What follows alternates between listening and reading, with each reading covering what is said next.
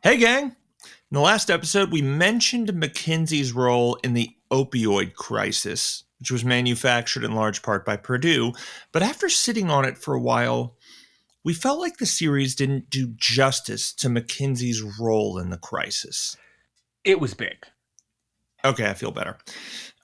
Maybe we'll do a deep dive into the role they played in Johnson & Johnson's reckless endeavors around the opioid crisis, but for now, that punches the ticket. So, when discussing McKinsey's role in pretty much everything else with friend Money Mike, none of them seemed to know what the company was. Who's McKinsey? They all say. And then we have to explain that they're a big, scary, and hyper-secretive consulting firm, and they consult huge companies, the US government, and dictators, and they charge a fucking fortune for their services. For all intents and purposes, the job does not sound that hard. Effectively, your job is to build spreadsheets, introduce clients to one another, and from time to time, go in, tell someone to fire everyone, and then charge them $10 million for that advice. Job well done. In fact, it seems like the hardest part of working at McKinsey is just getting in the front door. They almost exclusively hire from the most prestigious universities in the world, and we all know what it takes to get there. Money, basically, yeah. You could hire a McKinsey consultant, I guess. But to help further shed some light on what this company is, and to introduce a series of side episodes we'll release in the future when deciding who to target next, we felt it would be a good idea to share a little about one of McKinsey's most destructive success stories. And that is the massive wealth disparity in the United States. I'm Rad Bill. And I'm Money Mike.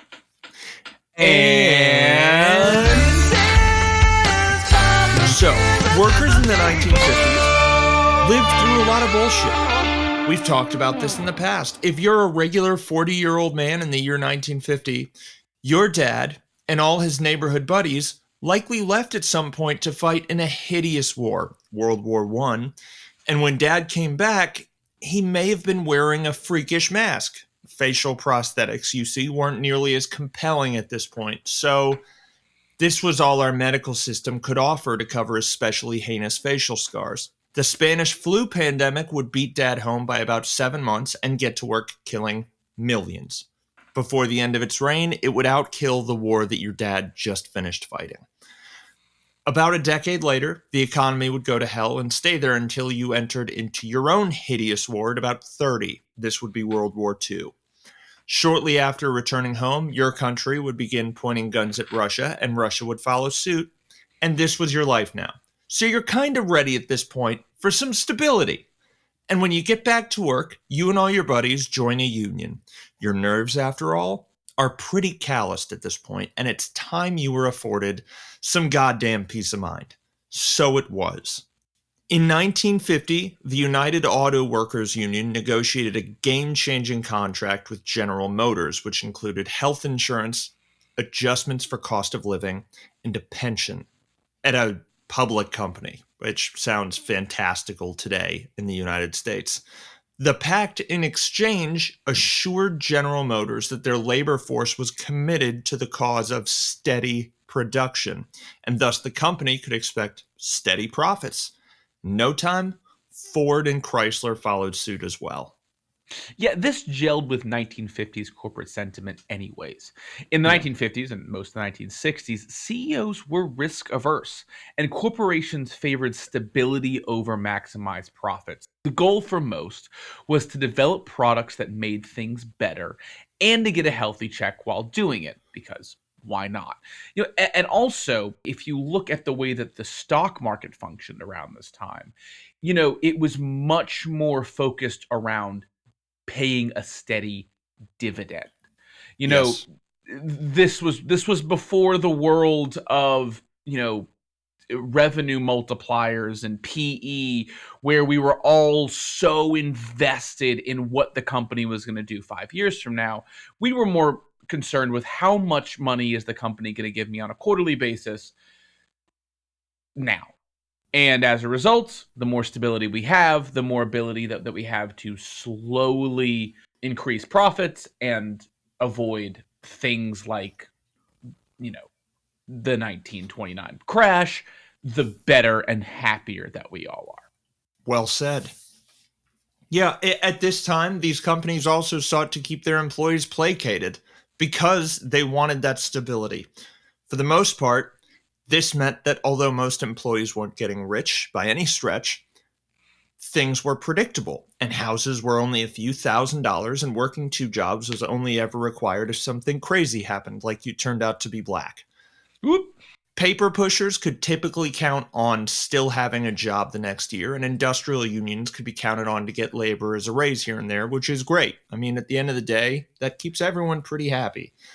Inspired by their employees, though, shortly after the landmark Treaty of Detroit, as that union and GM contract would come to be known, it was decided among GM management that some collectivist action was needed on the executive level as well.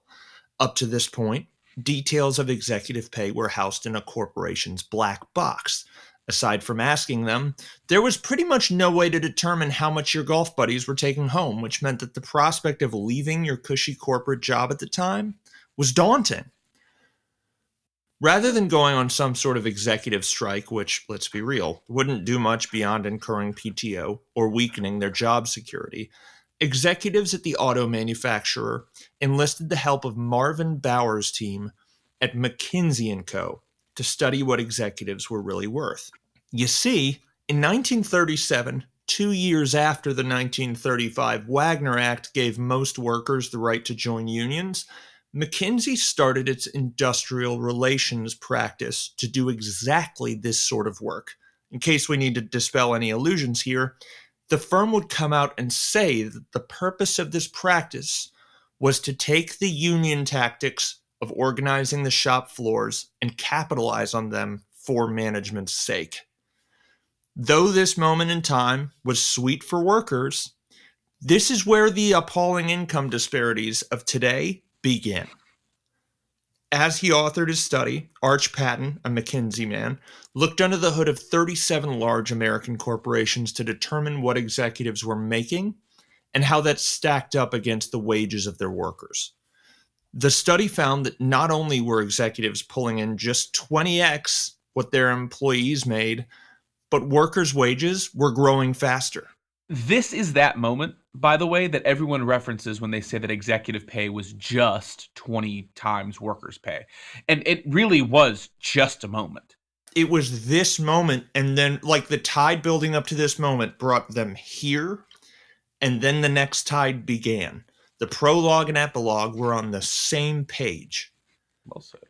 McKinsey also found that corporations that paid bonuses to executives produced twice the profits of their competitors and encouraged sweetening pay packages with profit sharing, stock options, and other rewards. Restricted stock options, you see, are the best way to help executives build an estate while increasing profits. The study also explicitly acknowledged how some of these perks countered the debilitating effects of the graduated income tax. So, okay.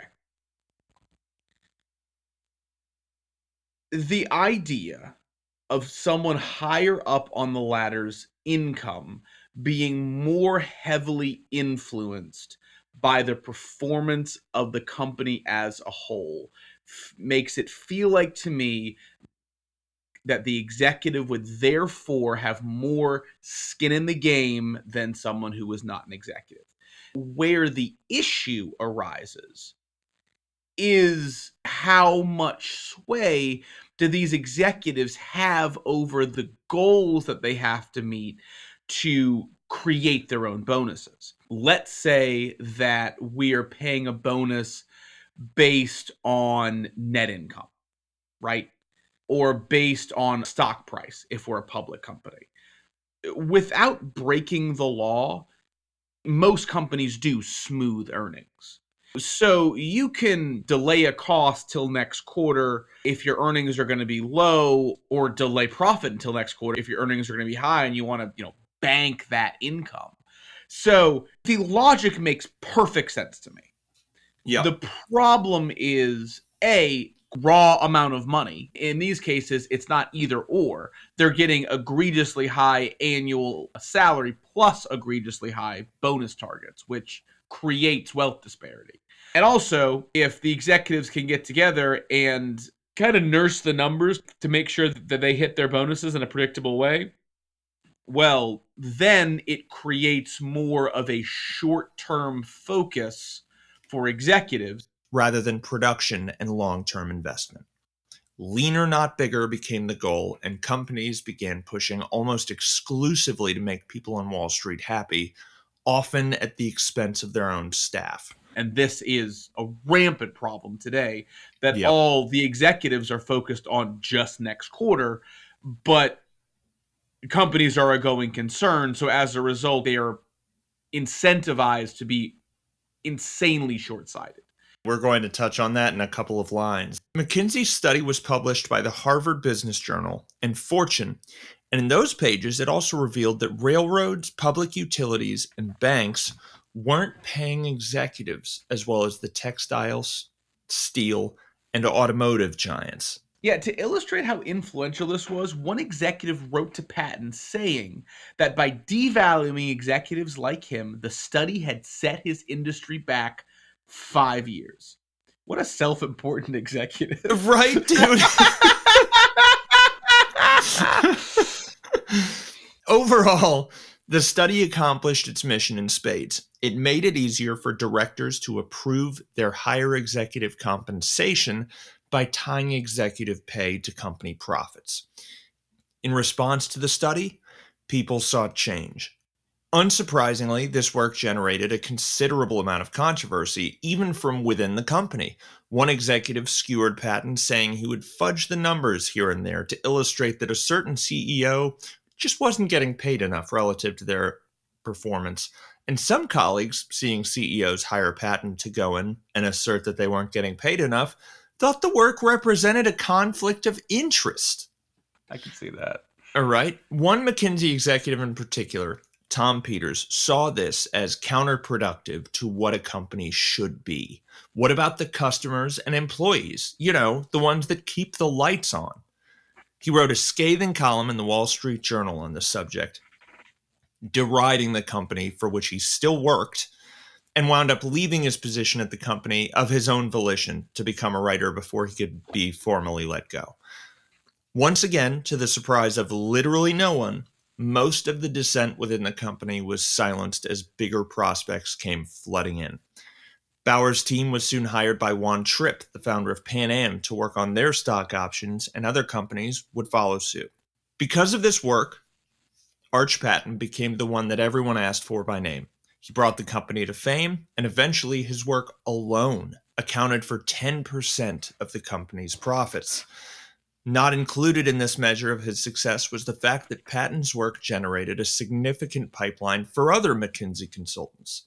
After bringing on Patton, companies would enlist McKinsey's help in matters outside of Patton's specialty.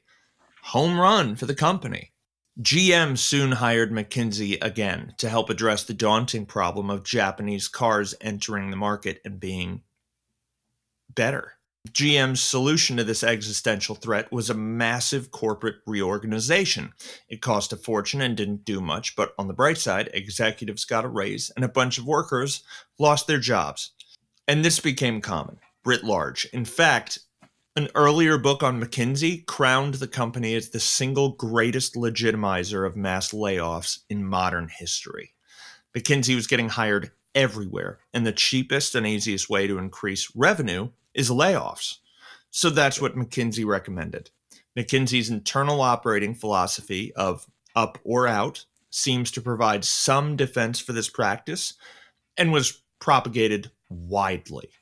It relied on continued evaluation of employees. If they weren't improving, they were encouraged to leave. In accordance with this ideology, in the 80s, the sentiment around worker loyalty began to sour as well, and before long, a diverse resume became a virtue. No longer were people fretting about someone who was hopping from job to job. For McKinsey employees, this was fine. McKinsey, holding a place on your resume, almost guarantees high-paying jobs in the future, but it doesn't work that way for normal people, does it? And what's worse about this practice, especially in public companies, is it's not come in, fire everyone, and then make a company run worse next quarter. It's come in, fire everybody, drive costs down for a quarter or two, and then hire different people for the same positions in 6 months. So the long-term effect is, for the company, less seasoned workers who are constantly only 6 to 10 months in the role because no one knows what the fuck they're doing. Yeah.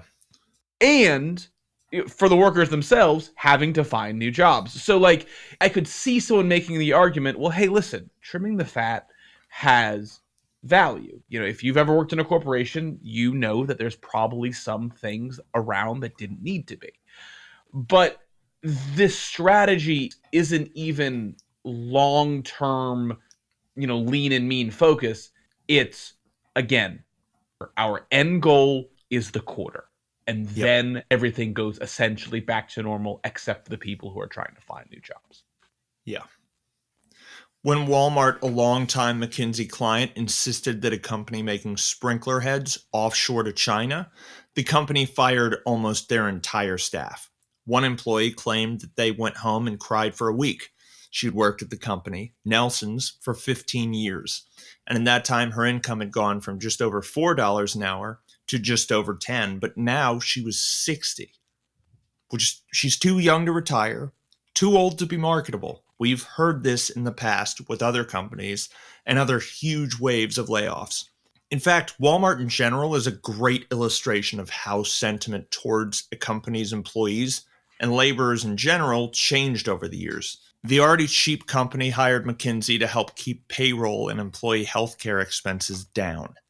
During the study, McKinsey concluded that the biggest culprit of rising payroll expenses was growing worker tenure.